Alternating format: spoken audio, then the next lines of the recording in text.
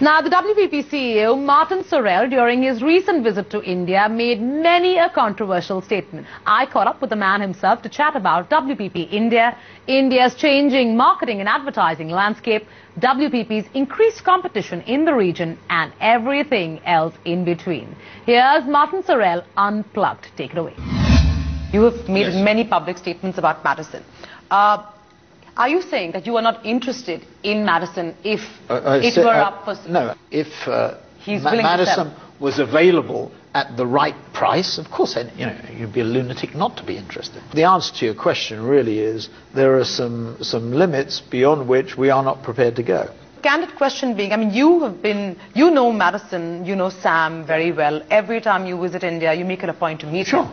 You'll have had several discussions regarding if Sam was interested to sell in the past. Don't you think with every passing year, and given the facts where Madison stands today, don't you think his valuation is decreasing and the time to sell would be right now? No, I don't think that, I don't know is the honest answer.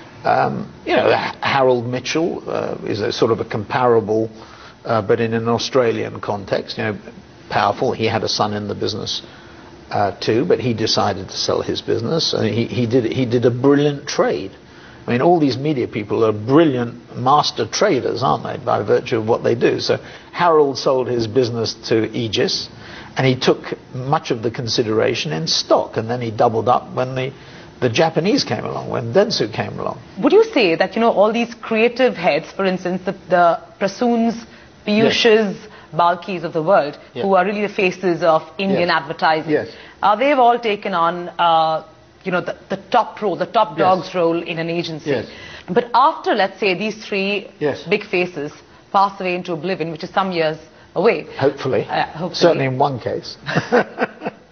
What do you think will happen next? Do you think the suits are back in vogue? Well, I think it's a really interesting question. You have to think about the industry having changed. So for classic agencies, let's call it like that, a creative head is very powerful.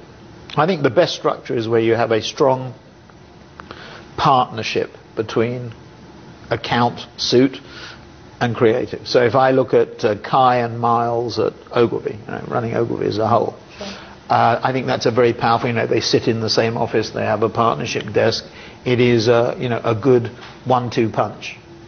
But in the absence of that, creatively led agencies, creatively led meaning led by creatives, actually are very powerful. I mean, clients, and probably, I'm going to upset some people by saying this, probably even more powerful, because clients, do like talking to creatives.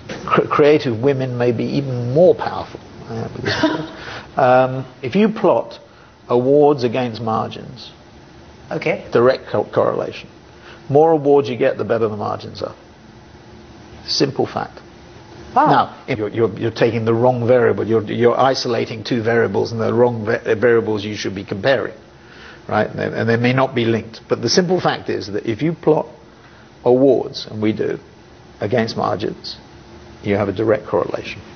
So the more awards, the better the margin. Let's look at Calvin Harris, who is... That doesn't mean that Colvin's not great either. Yeah, I'm just saying. So don't come down that route.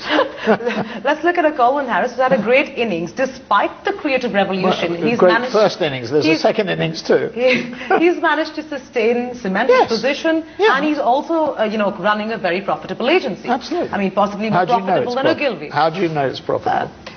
You tell me. No, I mean, all our agencies do well. I'm saying it's much more profitable than any other agency. So, no, it's not much more profitable than any other agency.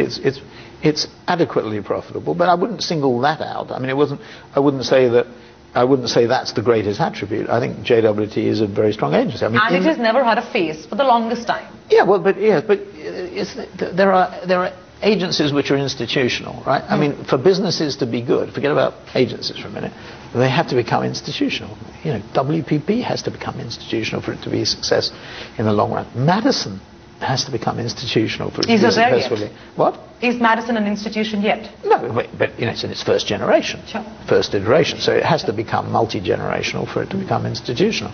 So, but that will happen in time, unless people decide to sell the Japanese or not.